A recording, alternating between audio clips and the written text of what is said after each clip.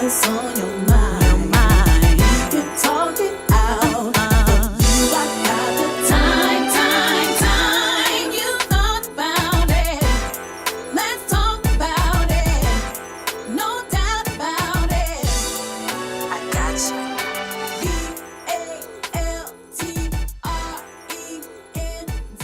ValTrenda all day. Welcome to the ValTrenda Show. Thank you so much for your support and watching thus far. I'm so excited that you're a part of this journey. So this show is going to uplift, restore, and educate our melanated community. There's so much. There's a lot of wealth of knowledge in the mental health community that it's stored in books, it's stored in the minds of our melanated therapists and counselors. And so what we're going to do is our job, our responsibility is to bring that to life and bring it to you, to educate you, restore you. That's what the ValTrenda Show is all about. So last episode, we introduced you to our group of brave women that participated in our group therapy sessions. We also began our hashtag happy journey. I know you're looking forward to what's going to happen this week, right? We'll get there. Today's episode on the ValTrenda Show, we're going to talk about something that appears to be dark. However, it doesn't have to be. We make it dark because we don't like to talk about it. We don't like to say anything about it. We like to hide it. And think about that. If you're putting something in the dark, it's being hidden.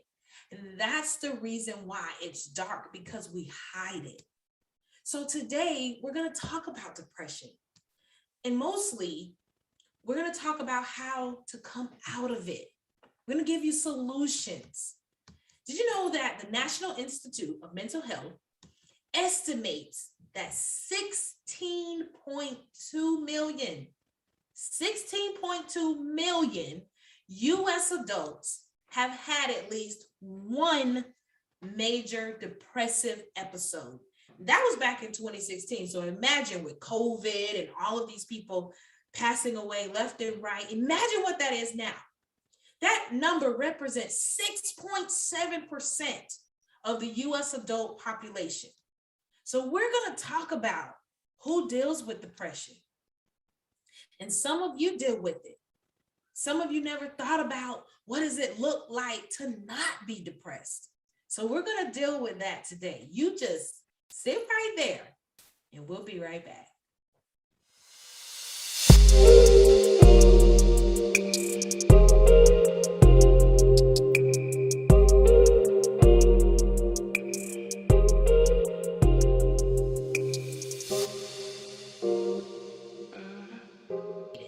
Thank you so much for joining us in the recovery room. If this is your first time here, welcome.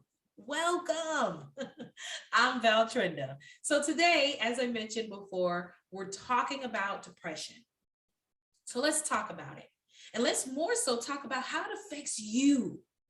Did you know that African Americans and Latinos are more likely to be at risk for depression than our non-melanated folk? Did you know that? Now, let's talk about it, right? Let's talk about depression.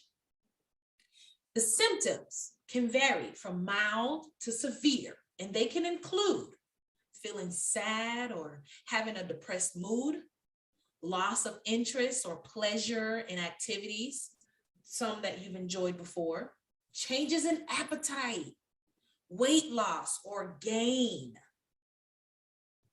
What about trouble sleeping or sleeping too much?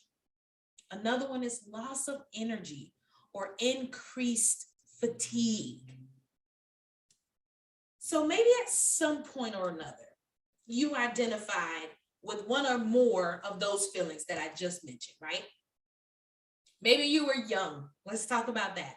Maybe you were young and you told your grandmother or your mother or aunt, uncle, somebody that you were depressed. I think I'm sad. I think I'm depressed. And I can about guarantee you in the African American community what they said to you. You ain't depressed. You're too young to be depressed. Or what about this one? What about this one? Depressed? Child, you just need Jesus. How about that? Right? They dismissed you. And now here you are as an adult stuck with those feelings. And you don't know how to find resolve or even how to get rid of them.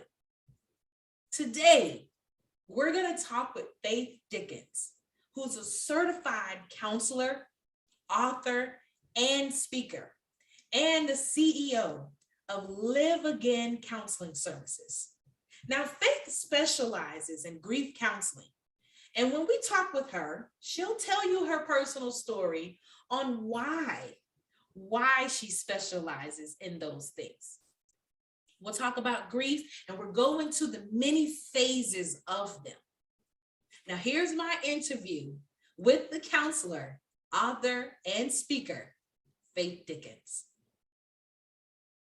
Okay, welcome to the ValTrenda Show, everybody. This is my favorite part. This is my favorite segment of this show because this is where we all get an opportunity to be educated. And in mental health, there's so many aspects of how to handle this situation. How do we get through this? And today we're going to talk about grief. And I have the pleasure of sitting and talking with Miss Faith Dickens of Live Again Services. Hi, Faith. How are you? Hey, ValTrenda. I'm well. How are you? I am so good. I'm glad you look good. You look fly. I love the fact that us African-American counselors, honey, don't think we looking like old school teachers because we be bringing it. You hear me? if you gonna get well, you might as well look at something gorgeous. Ain't that right? Yeah, we're gonna work the aesthetics. We're gonna work the aesthetics.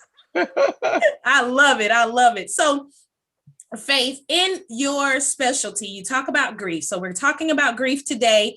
We're going to talk about how, grief is something that everybody experiences. At some point in life, we experience grief. If you've lost a loved one or a pet, even a school teacher or something like that, somehow or another, we deal with grief. And not only that, but sometimes relationships, that losing a relationship is a part of grief. So we deal with that. So Faith, tell me how you began Live Again Services.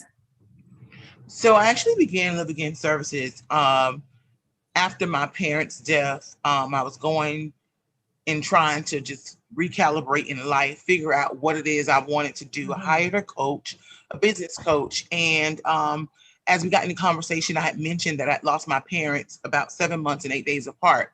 So her strong recommendation was, have you gone to grief counseling? Because if you haven't, you need to. And I'm like, no, I'm good. Like, Listen, lady, I hired you for this.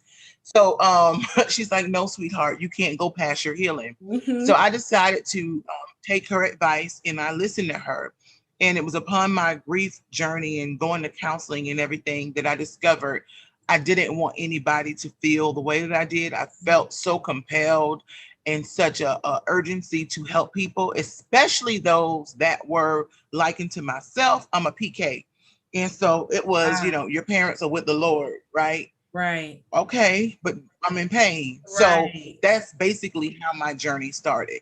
Right. Well, thank you so much for that. And our deepest sympathies to you and your entire family. I know it was a while ago, but, sometimes that pain still kind of stick with you, Tell us, what is the role of a bereavement counselor? Like what's the role? If somebody says like when your life coach told you, you need to probably go talk to somebody, what did you feel their role was to you? And then what's your role to others who come to you now as a counselor? So being African-American, being raised in the church, we were never taught, or never did we explore the idea of going to counseling for grief or bereavement. And so when she said it to me, I'm just kind of like, well, I'm fine. And then when she kind of insisted, I'm like, okay, I'll go. There was a whole lot that went on in addition to my parents passing away. I went through the ringer that year. So in my idea, in my head, it's like I'm just gonna sit somebody to walk me through it. Um, what I often find as a grief counselor is that typically how you grieve a loss, and that's not just limited to the death of a loved one, like you said, the death of a relationship, right? Um, Empty nesting, retirement, all of that sort of thing, Right. those sorts of things.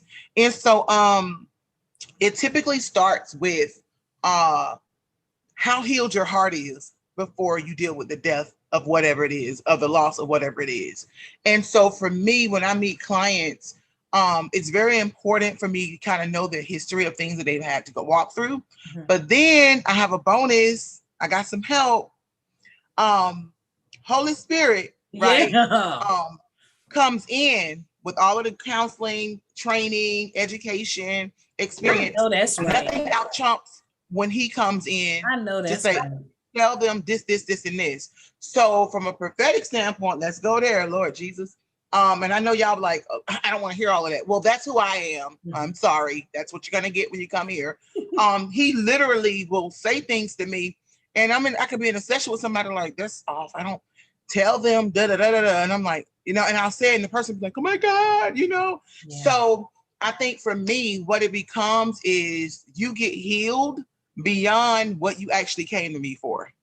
That's Because amazing. we're gonna get some real work done. Yeah, I don't want to just pacify you and pretty you up in the moment. I want to deal with everything. That's amazing. And I appreciate you for standing so strong in your faith, because the truth of the matter is, as an African American, as a Black and brown, anybody who has strong faith in especially in the Black community, Right. it's said, God will deal with it. God will deal with it. God will deal with it. And like you said, it was like, okay, but I'm still in pain. So tell me about, how do you as a counselor break through those barriers of those who have, a history of, family and the church and religion that stops them, again, puts that barrier up to go to counseling?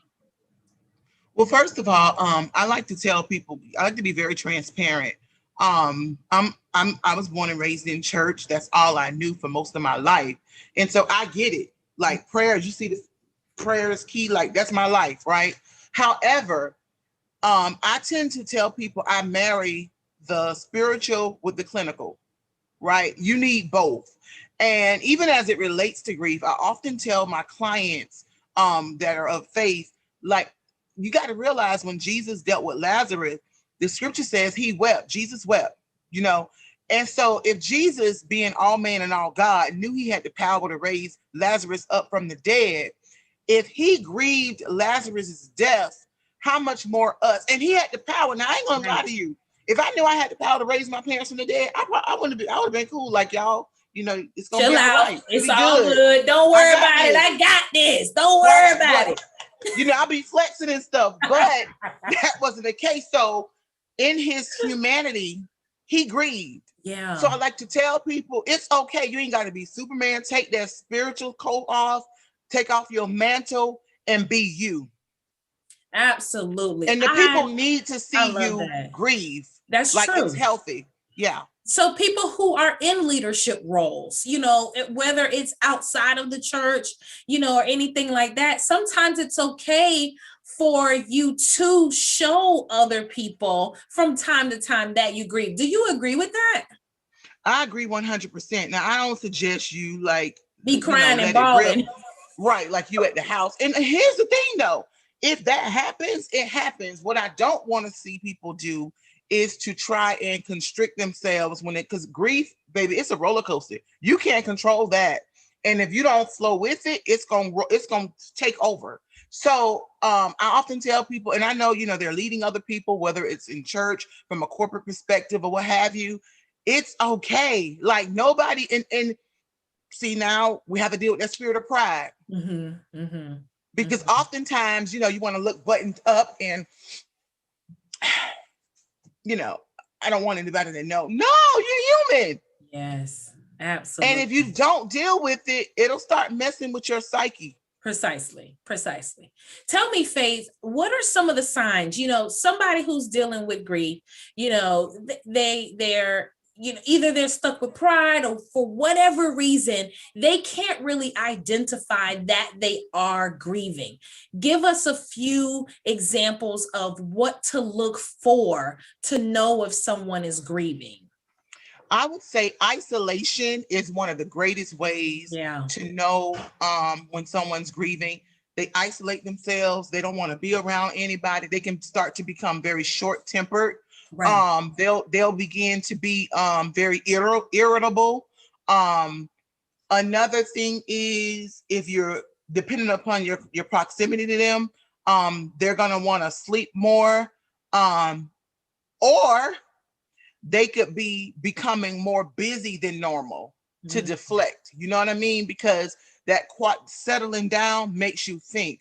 So you also have those people that tend to do more. It's like, "Oh, what you doing? You ain't got to do it. No, I'll do it today." You know, taking on everybody's workload, making sure they get it done to tire themselves out. So by the time they reach home, shower, they could just crash because they're so tired and they avoid it. But even in that, grief has a way of literally weighing on your organs, Mhm. and that's what people fail to realize. Yeah. Like it will literally manifest through illnesses in your body. Yeah. So it's safe to say that sometimes when you start automatically dealing with a lot of health issues, it could be related to grief as well. Is that right? Very much so. Cool. Tell me, there are 5 stages according to the Elizabeth Kubler-Ross model. Mhm, There's mhm, 5 stages of grief, right? Some people say mhm. 7, but according to her model, there's about 5. Can you kind of walk us through a few of them or what they look So like? so you're gonna have I like to always start with anger. Right.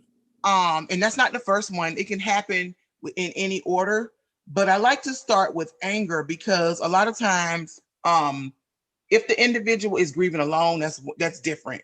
But if everybody, like it's a family or community that has suffered a loss, oftentimes you're gonna deal with that anger, and it makes people feel like they have literally lost control. They start to feel like because here's the thing, you can't control it, right? And so most of the time for people that are in leadership, they are used to running stuff and controlling stuff.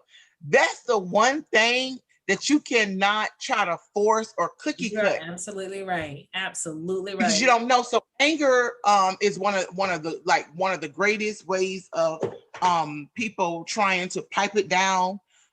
Depression, people will get depressed. A lot of times the difference between grief and depression, depression is more or less you more concentrating on you, but in grief, when you're grieving and you're depressed, it's a little bit different Right. than regular depression, Right. I right? agree. I agree. We know that you have denial.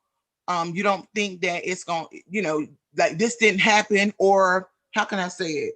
You keep yourself busy to stay away from the reality of what happened. Absolutely. Sometimes in the funeral planning, you'll find people trying to avoid certain stuff, and then after the burial or after you've done away with the remains, people have a hard time like getting rid of the clothes or moving on to the next step, cleaning things out. And again, this is not just in the instance of someone losing a loved one. You can go through all of these stages and other aspects of grief as well. Another one is bargaining. This is when you're trying to really, really, really like make it make sense. And this is when you try to tell the story a lot, because in your head, like this didn't happen. Like this cannot be that, Right. my mom died, my dad died. Like, am I dreaming? Somebody wake me up. So you tell the story a lot. You're trying to make sense of it. And then some people in their bargaining, it's not done verbally, it's done within themselves, which I Mm. think is a little bit worse because you're kind of like internalizing what Mhm. you probably should be speaking out. But it Right. just depends on the personality type. And then finally, there's acceptance. That's what we all want to get to. We want to get to a place of acceptance because we want to get to a place where we begin to realize it's time for us to accept what took place, but then make plans for the future. This could be starting a different career. This could be writing a book. This could be, let me see, acceptance. Trying to, especially if somebody's lost their spouse, Right. maybe they want to make a decision to sell the family home because it's just too many memories. Yeah. So those are just some of the ways that you deal with those 5 stages. But you are right. I've even heard up until 12 different Yeah. stages I of was grief, gonna which is say a that lot. too. Yeah, it's like Yeah. 7 and 12. So, but those are the main stages that people deal with.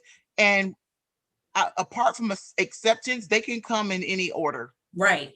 Now, when it comes down to accepting, right?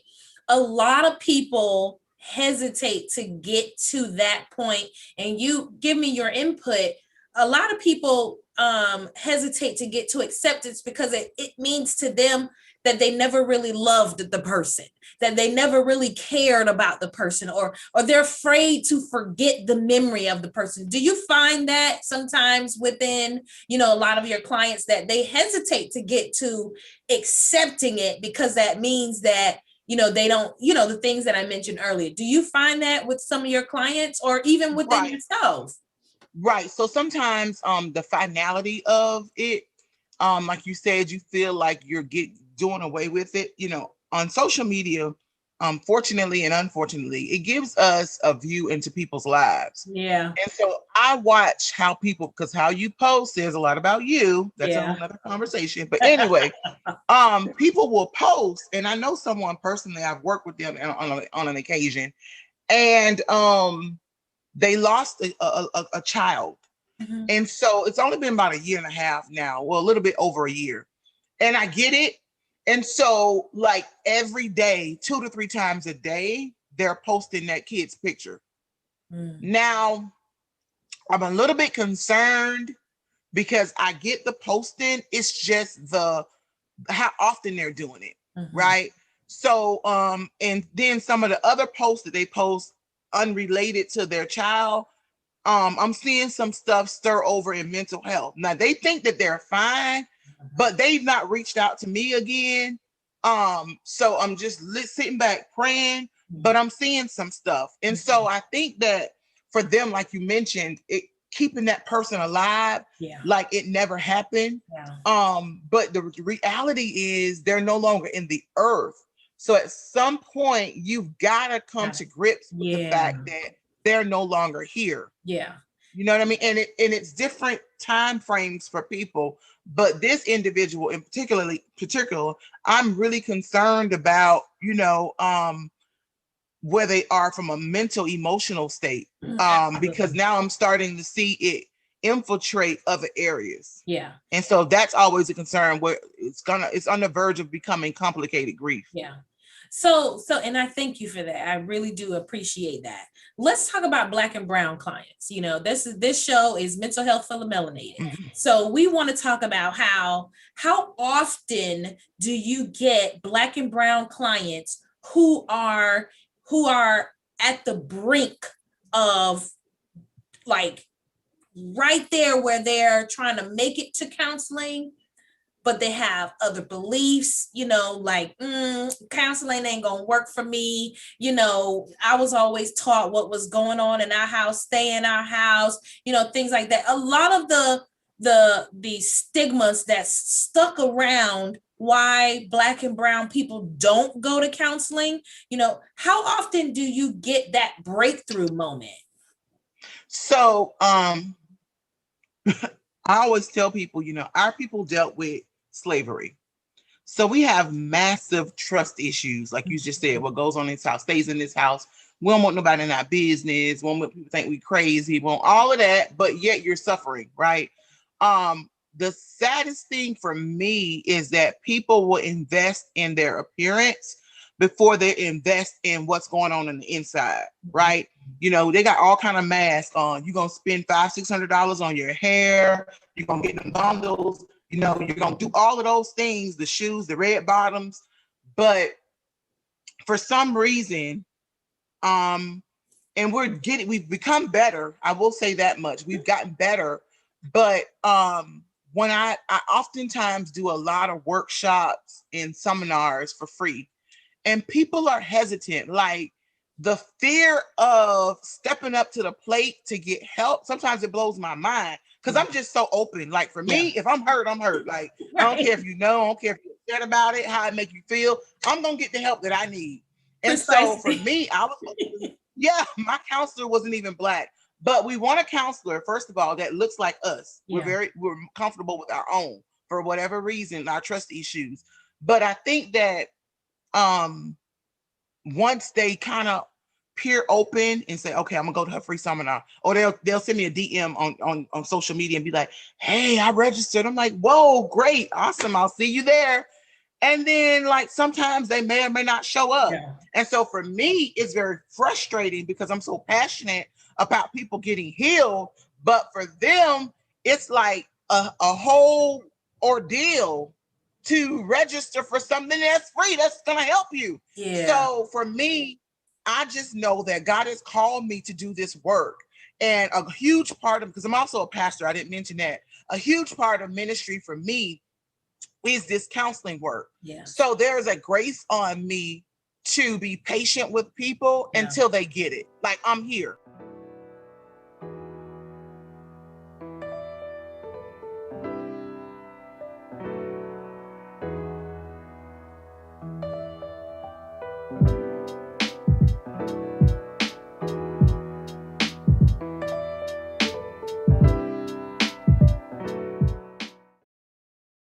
Welcome back to the ValTrenda Show, your headquarters for melanated mental health. Thank you so much for joining us. As you can see, my cheeks are all shining and glistening. They're hurting right now because I'm excited that you've decided to join us on our second episode. I am ValTrenda. So today we're discussing depression. And we're going to continue our discussion about depression and its effects. So we've reached a part of the show where you get to join in on our group of brave women who join together to discuss their real life issues. Now, if you haven't seen a part of this show, this is where you get to experience what a real group therapy session looks like. They are real clients with real life issues, with real life feelings. Welcome to the recovery room.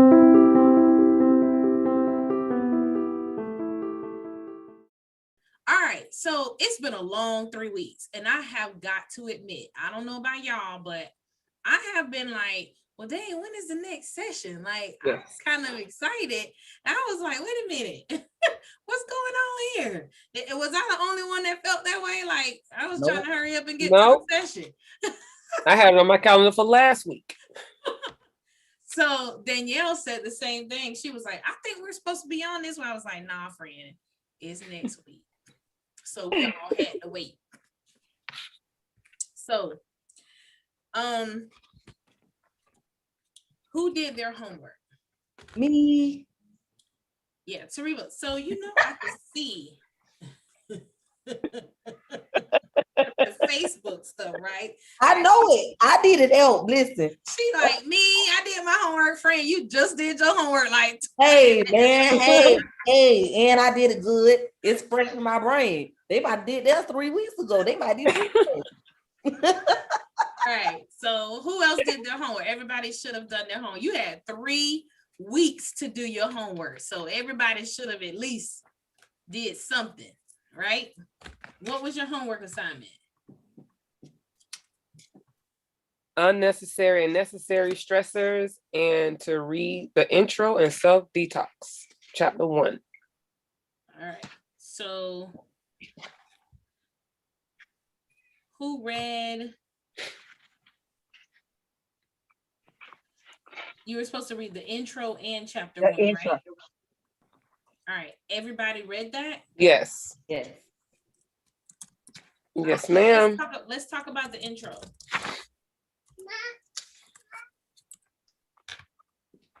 First of all, the book is starting out very good. It reads very well. Good. I'm glad to hear It that. isn't a hard read at all. It's not, and it's only 50 pages, really, and Hard.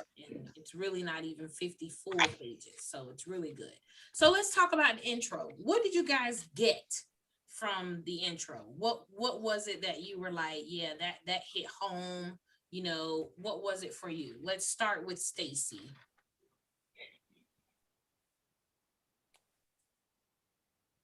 The amount of people that suffer from mental illness. Right? Yeah. It's not like 1 in 100, 1 in 1,000. It's like 1 in every 5. 1 in 5, So I was like, and it's 6 of us on that's here. a game changer. Yes, that's a game changer. You know? So it was really like, wow. Yeah. Good. That's good. Tariva, what'd you get from the intro? I was blown away by the suicide being number 10.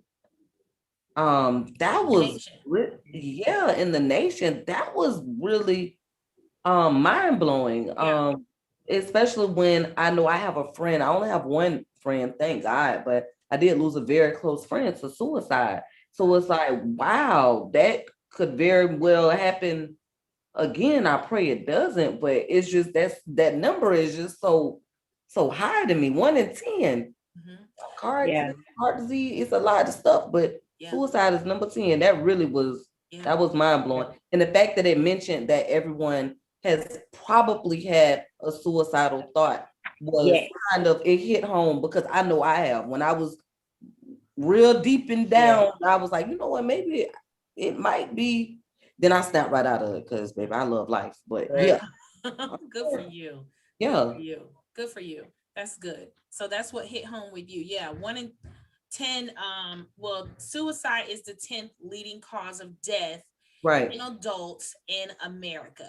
That's and so the number 1 for, especially for women, is heart disease. Right? So you think, you know, you got car accident, cancer, heart disease, suicide. You know what I mean? That's like, that is kind of, you know, and it's true.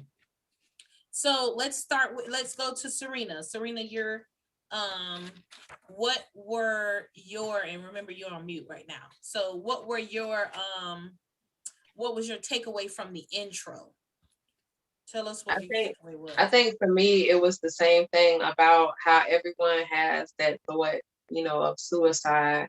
And it just really put things in perspective that this is something that everyone is susceptible to. You know, it doesn't matter where you come from, what you look like, nothing. Like, this is something that everybody really deals with. That's the part that hit home for me. Yeah. Good. Thank you for sharing that. Mashandria, what about you? What was your takeaway from the intro? Basically the same thing that the ladies are saying. The suicide is the main thing, because I think at some point that done hit close to home in all of our lives, whether it's a family or a friend. And to knowing the things that cause these things, as far as sometimes we take things for granted and have to be mindful that our mental health is wealth, and it's imperative that it's stabilized, that we, you know, grab a hold and get things in order and intact. Because, you know, I've been there years and years ago, you know, being a mother of 7 children, and, you know, being married, you know, just life in general will take you there. And, you know, that was most heartfelt, the suicide, knowing the number of the suicide. And I remember when I don't know if you all remember the show Mork and Mindy, and when that guy passed away, and he was saying, I read his story, and he was saying how basically he had no one to talk to, and he had all those thoughts in his head. It didn't matter about the riches or the fame that he was living. He just needed someone to talk to, because his mind was so full. So yeah, the suicide is very heartfelt, and it hit at heart. Yeah. Well, thank you for sharing that. And a lot of us, you know, we do go through a lot of suicide thoughts. We may have, ideation, and that's just the idea, right? There are different Mhm. stages of suicide. Mhm. There's ideation, and the ideation is the idea of it. What does it look like? What if starts with what if? What would the world be like if I wasn't in it? What would my family look like if I wasn't here? How would they respond? So on and so on. That's ideation. Then the thoughts go to, I think I'm actually gonna do it. Now, how would I do it? Not that, I think I can actually do this. And then the next step is planning. And that's when people go to planning. So think about how stressed out we have to be to get to a place of, I think I want to kill myself. And if we've all admitted to having some type of that thought, even if it was fast, even if it went through our brain like, shoot, it went through there. It's a thought. What stressed you all out to the point of thinking, I no longer want to be a part of this life? I think it's just life. Honestly, it just depends on what's going on at that time. It could be a matter of all kinds of stuff. I remember when I was little, I used to get picked on a lot and bullied. And at that time, being a child, I didn't really understand the value of loving myself like I should and being happy with the way that I look and all that kind of stuff. So when you don't look like everyone else and people are picking on you, it makes it easy to feel like, oh, well, maybe I just shouldn't be here, But as I've gotten older and matured, those things don't mean much to me. It doesn't really have any weight, but for some people it does. Yeah. So it could be, feeling like they don't fit in, feeling like they don't have nobody to talk to, feeling like, they just doing the best they can and they're not being acknowledged. It could be a whole lot of stuff. Right. That's good. Miss Chandra, you had your hand up. No, they feeling, like she say, unloved, unwanted, wanted to be apart. Um, it's a lot. It's just basically life experiences that takes control, being overwhelmed with just life, things, and the happenings of life. That can bring that thought across your mind. And a lot of times, even though that thought may cross your mind, hey, I can't leave these people, but the that thought, it crossed. Just like you said, it could have went fast, but it came. It came. You know, Precisely. it came. Yeah, good. That's good. What else did you guys get from the intro? Anything else that you got just from the introduction? And that was just basically a lot of information, right? The glow up. The glow up. What The about glow it? up. How your interpretation of the glow up. It was, of course, through social media is you go from the ugly duckling to the beautiful swan, but the glow up can be just your transformation from depression to good mental health, Good. from like just from being down to being back up. Mm-hmm. And that's your glow up. Good. I like it. That was good. That was good. So let's move to self-detox. Now, self-detox, I was speaking with another client the other day in a one-on-one, and she was literally like, I thought that when I read this part or when I saw the title, you were going to talk about detoxing from a lot of food and things like that. And then, bam, you hit with, nah, bro, I'm about to detox your soul. We ain't talking about no ISO tea over here. It works, by the way. Thank you. So what did you guys get from self-detoxing? Like, what was that chapter like? What did it hit you? Did you highlight anything? Did anything stand out to you to the fact of, wow, that was good, or dang, I need to do that? Just the whole aspect of detoxing yourself. And definitely the biggest thing and the hardest for me is the finding a positive in it when it's something bad, and forgiveness. But the biggest thing that I have an issue with is forgiving myself. I can forgive others, but I have a hard time forgiving myself. How come? Don't know. Still working on that. Okay. But literally when it was like, I forgive such for harming me, and I'm like, no, I have to forgive myself. You know, we're our own biggest critic. And Yeah. so you have to really dig into why can you forgive everybody else and they're the ones that actually do you wrong versus you forgiving yourself.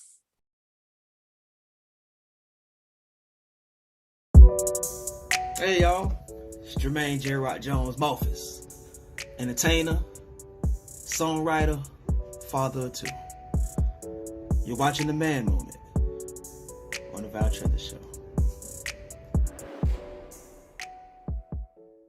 Welcome back to the ValTrenda Show, your headquarters for melanated mental health.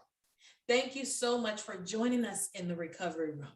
Now, let me remind you that you can find me on all your favorite social media sites at ValTrenda. Now, we're talking about some pretty heavy stuff here.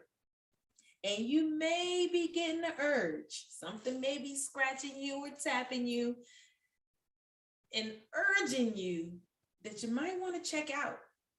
Maybe you're getting triggered. Maybe you're all in your feels, right? Or maybe you're saying, yeah, I already have a lot on my plate. I got a lot on my plate. I got too much stuff.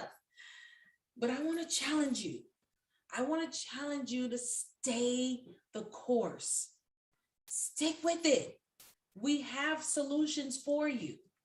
I'm not just going to throw you out to the wolves now, and I'm not going to leave you. But there's also some responsibility on your part too. But just stick with me. I got you. I got you. Now, on this show, we love and respect our Black men. Yes, we do. Yes, we do. And we do that so much so that we offer them the opportunity to express themselves. Now, you may have seen some of my postings on my Facebook page or saying, hey, I want to talk to some of the men. I want to gather some of you guys. I just thought it would be fun, right? To go on Facebook Live and have these candid moments and have these conversations with our Black men because they don't get the opportunity to do that. So I created a space for them to talk about whatever they want to talk about. Now, in this conversation, I speak with a good friend of mine, Jermaine Mofus. Now, he's known locally as J-Rock. He's a musical entertainer. He's a performer. He's performed all over the place. But I spoke with him about this topic. And I was surprised. I have to admit, I was surprised to learn about his, well, you know what? Let him tell you. Ladies and gentlemen, here's our man moment.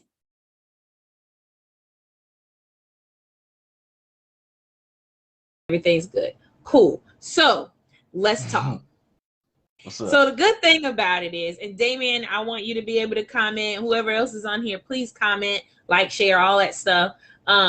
So obviously, you guys know I'm a mental health counselor, and I've been in this field for several years now, probably about almost 10 years.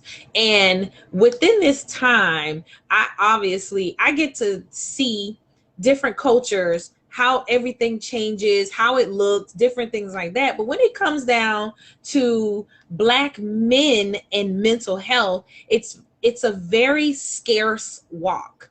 There's not a lot of Black men therapists, counselors. It's not a lot. There are some. There's some, but it's not a lot, right? And then there's not a lot of Black men who go to counseling. So J-Rock, tell me what you feel about, like, what's your intake on one, Black men going to counseling?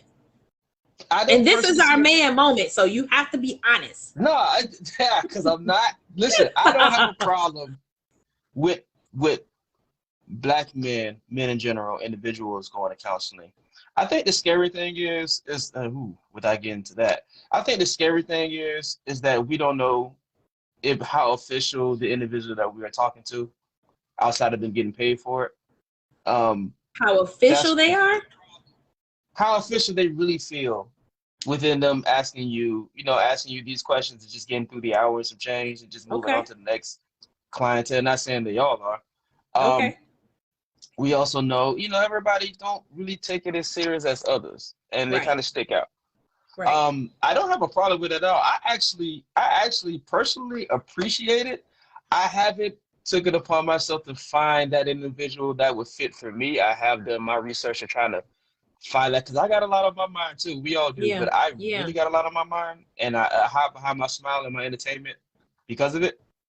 I also know, and this doesn't go with your question, but you said mental health, it had got me to thinking. Right. I also realized within, I say, the last couple of years, we kind of put a name to it, right? Especially because we as people keep getting killed.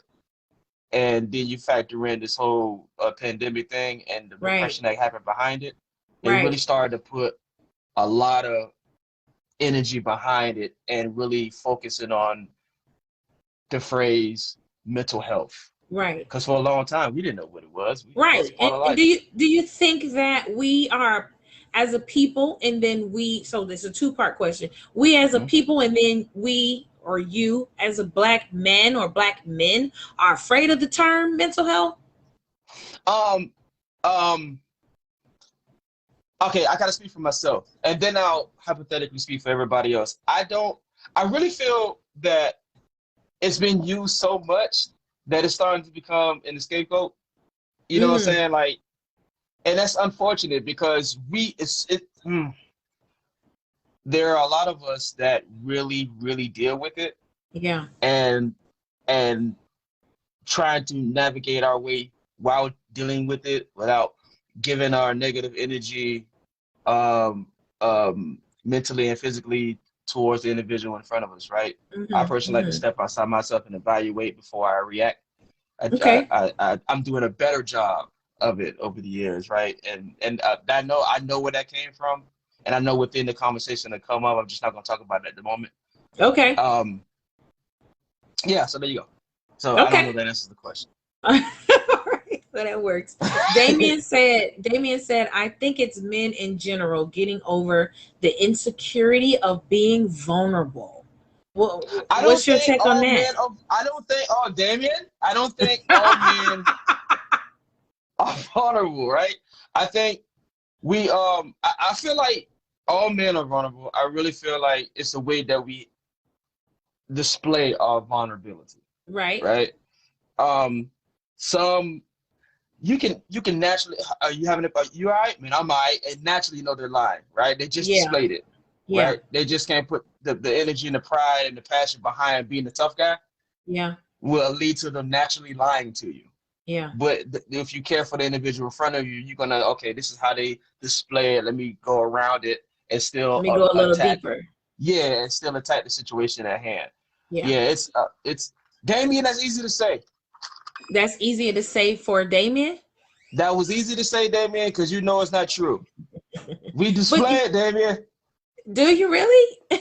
We do. We really do. Like sometimes we do by our actions. We hide behind the liquor and the drugs as vices. Yeah. We hide behind the keeping it real mentality. Yeah. We do these things that we all display it. That is, if you're going to address it as what it actually is, or are you going to label it and define it as something else? But it's right there in front of you. Yeah, I agree.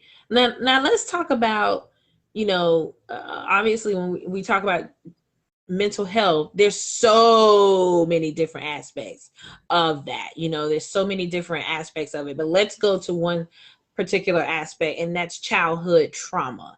And childhood trauma is really just something traumatic happening to you in your childhood, right? Something traumatic. And something considered trauma could be a car accident. It could be rape, molestation. It could be your parents dying when you were like 8. You know, it could be anything, but it's something that is shocking to you that obviously leaves a negative, you know, puff on the end of it, right? But it happens in your childhood. So how do you think Black men, this is broad, I get it. Right. And then you can kind of, you know, go about it your own way. But how do you think Black men deal with their childhood trauma? So you have, if you're gifted, right? If you're gifted, you know how to display it with their music, right? I can use that example. Sports, you kind of run from your problems until you can actually figure out. You don't run from it because you don't know it's a problem because you're kind of used to it, Oh, right? that's good. Right? And until you get of age, and then you go through something in your elder years, like I'm 60. You go through things when you become a grown up and you realize in that moment, wait a minute, Right. this is why this has been happening to me, how I've been feeling this way, and you have those moments, and then I just went blank because I was thinking about another part of this, how I would answer it. But yeah, I know that answered your question. Okay, moving on. Next part of it. Okay. All right, wait. All right, so check it out. Great. That was the broad answer. I have to do it from my perspective. Okay. Okay, good. So, because There I was thinking about that the entire time, and I was like, okay, that was the broad answer. Let's get to the real. So, me personally, I've been dealing with depression my entire life since I've known you, and that example I gave broadly is because I was speaking from my own experience. And when I got older and I realized, wait a minute, this is not how you're supposed to actually live, or this is not how you're supposed to be raised. These are the things that were not supposed to be said to you at a young age, right? So Yeah. I'm adopted, and my mother and my father were heavily on drugs at one point in their life. And I'm happy to say that my mother's clean and my father passed away clean. So I can say these things, right? That's good. I'm amorphous, and recently I'm at the stage now where my daughter started to ask me about my last name, and she still even because it happened maybe 6 years ago. So she was at that frail age where she didn't know this individual, so I didn't want to bring it to her attention of, you know, I didn't want to say, hey, your granddad is not here anymore because she never Yeah. met him. Right. Right. So she's starting to ask me now, and I can see, like, I can see her sadness without her just bringing it to my attention. Yeah. I personally deal with it by talking about it, and I got that from my mother. My mother is an open book, good, bad, ugly, everything. She's an open book, and she lives her truth. The lady who raised me and my older brother, because we both are adopted, she she called me everything but a child of God my entire life, and Wow. I get my my passion and my energy and my liking, my street smarts really from my mother. So my wittiness came at a young age, so it made me rebel against things that I know wasn't the right way for a kid to live, to the point where I took it to school. Got in a lot of trouble in school, but I was always had potential, so they would never actually suspend me. They would, they would do that type of thing until that one time I got into that real bad scenario, and I went home and I got a beating, and I still went to school, and it was a time where I got suspended. I was so scared to go home that I stayed at school and stayed up on a portable the entire day because I didn't want to actually. It was it's. I got a story, Really? man. Yeah. I got a Wow. story, man.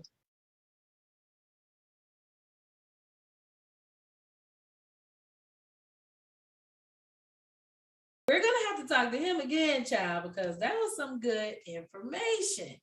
Now, y'all men, now y'all see me on Facebook. Next time you see me on Facebook Live having my man moment, join me. Duh, join me. I know you got something to say. I know you got something to say. Join me next time. Now, here's my favorite part. This is my favorite part where we get to talk about self-care. How many times have you said to yourself, I gotta do better at taking care of myself?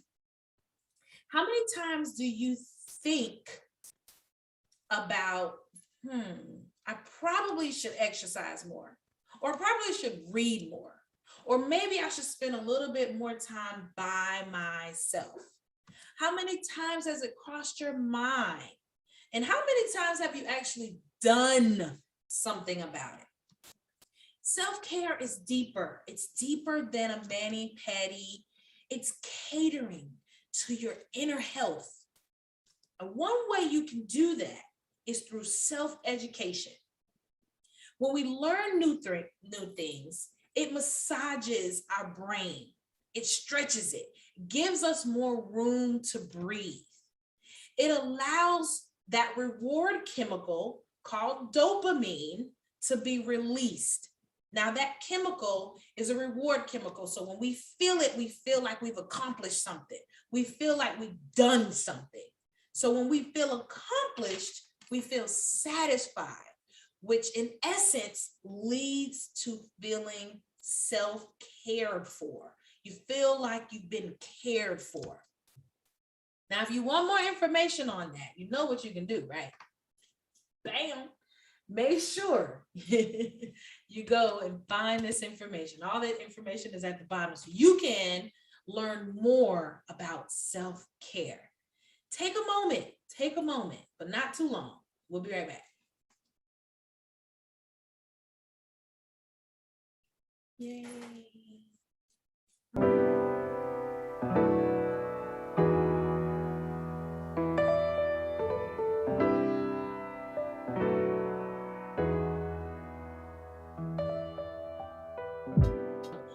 Whew. Now, it's been a journey, right? We've come so far, and you are such a winner. You are so brave. If you're at this part of the show, good for you. You did some work today, probably more work than you've done in a while, right? You've done some good work today enhancing you. So great job to you. Great job. You're gonna give yourself a round of applause, because this is a big deal. And I celebrate you. I celebrate you. And I'm happy. I'm happy. Are you happy? Are you happy? Because I'm happy. You all remember the song by Surface? It says, "Only you can make me happy." You remember that song? That song is a farce. It's a farce. It's such a good feeling song though, right? Only you can. It's a farce. It's a farce because it sends the message that someone else has control over your happiness. And that's not right. You have control over your own happiness. You control your mood, because happiness is a state of mind, and you control your mind. Therefore, you control your happiness. I remember this time years ago when I was going through my divorce with my ex, and he made me so mad that I realized that his actions were controlling my mood. And I was serving him my happiness on a platter, just handing it over, child, just giving it straight to him. And I allowed his behavior to control my state of mind, my happiness. At least that was what it felt like. That's what it felt like. So I turned it around. And I remember posting about it years ago, well over 10 years ago, that no one has the right to steal your happiness. So why give it to them? Why give it to them? It was at that moment that I gained control over how I wanted to feel. And I wanted to feel happy. Now, what about you? What about you? What do you choose today? You want to know what I think? I think you should choose you. And I also think, since I'm so opinionated, I also think that you should choose happy. And I also think they need to change the lyrics to that darn song. And I think you need to change the lyrics to your song. It should say, only I can make me happy. So happy. Only I.